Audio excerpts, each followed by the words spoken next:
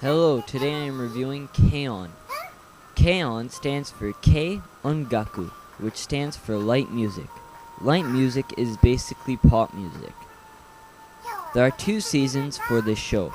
The first season has 1 exclamation mark, and the second season has 2 exclamation marks. Also, there is a movie coming soon, which I'm pretty excited for. The manga is done by Kaki Fly, and is a 4-panel manga.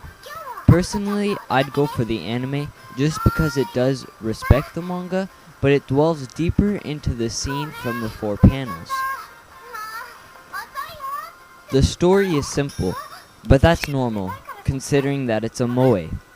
The story is that Yui has just started high school at her all-girls high school. She hasn't joined a club yet and doesn't know which club to join. Ritsu joins the light music club, but since there are only 2 members, Ritsu and Mio, they need to find 2 other members, or else the club will be disbanded. Eventually, Yui decides to join the club even though she is new to the music scene. The club also gets Mugi. The first season takes place during the characters' freshman years. The second season takes place during the characters' second and third years in high school. In Season 2, they get a new member called Asusa. The series is episodic and deals with minor conflicts that happen around the club room. If you're looking for a series with music, this isn't really one for you. The show doesn't really deal with music, but there is more music in Season 2. But that doesn't stop it from being a fun anime. Most of the time, it's just about them drinking tea. If you really are looking for an anime about music, I would recommend Beck Mongolian Chop Squad or La Calda d'Oro. Most of the time, the characters just drink tea and eat sweets, like I said. This could come off as a bit repetitive for some, but I didn't find it boring at all. The jokes in here are hilarious, they aren't reused, and I was actually laughing out loud to the jokes. Trust me, they were really funny. Just so you know, this is my first moe series, so I didn't get bored of the characters or the story. The characters are pretty stereotypical for moe characters, but since this is my first moe series, I wasn't bored at them, and I actually like them because together they make good comedy sketches. Yui is very clumsy. She easily gets distracted by anything, and she's the guitarist in the band. She has a younger sister named Ui, and she is much more mature than Yui. After that, you have Ritsu. She is very energetic. She plays the drums. Then you have Mio. She is the most mature and responsible. She is a scaredy cat and is very shy. She plays the bass.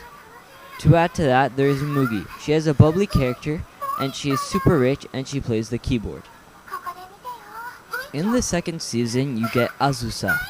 She's friends with Ui and plays the guitar. Ui gets more airtime in the second season because she starts going to high school. But Ui doesn't play any instruments. She's just there. The animation was done by Kyoto Animation. They also did the animation for Haruhi Suzumiya and Lucky Star. The animation is good. The backgrounds are done nicely, and they have detail.